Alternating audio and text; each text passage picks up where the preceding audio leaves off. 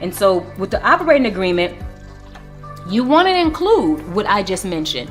Are you member manage or manager manage? You want that in the operating agreement. You want to spell that out.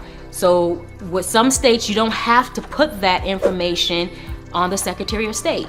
You just have to put the information that they request, and that's not one of the things they request. Some states may say you have an option to include other information, an option to include different provisions that will go in your articles of organizations for the public to see. You have that option, but it's not mandatory in some states. And so those states that is not mandatory, you want to make sure that you have an operating agreement and that you are, mentioning if you are member manage or manager manage. And the states that are required, then of course you will actually have it, but you want to make sure you're choosing the right, option that fits how you want to operate your business. So the operating agreement should include that.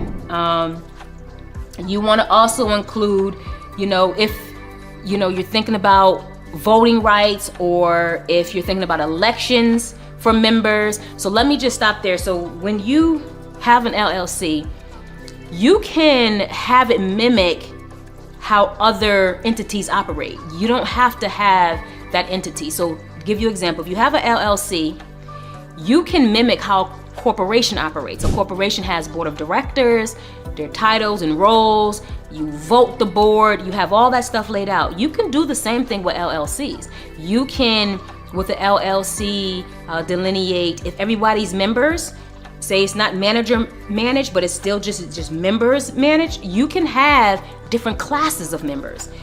But that is something that you have to put in writings, right? So it's not by default working that way. By default, all members, same class, same control. And your operating agreement, you can say it's not manager managed, it is, member managed, but there's different type of benefits and rights assigned to certain classes of members. So you can have people come on and you have a certain class of members that have voting rights, and then a certain class of members who just have, everyday full engagement in the company. But those are some of the things that you can literally spell all the way out if you have an operating agreement to talk about how you are absolutely operating.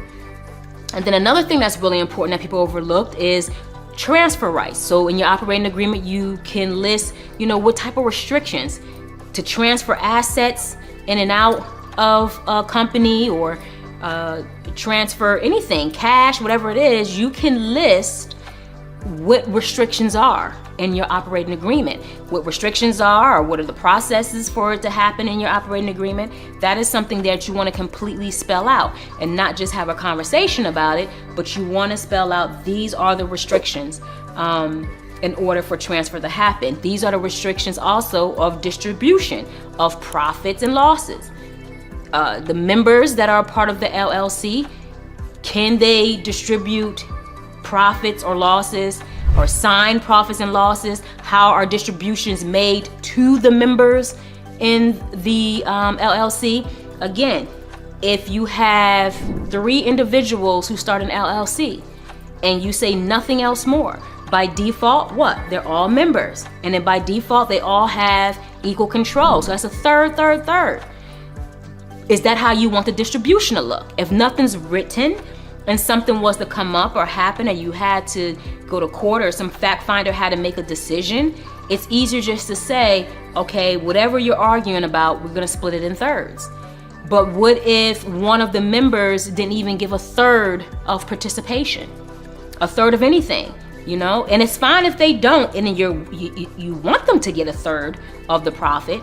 You want them to be accountable for a third of the losses. But if you don't, that needs to be in writing exactly how distribution of profit and losses look.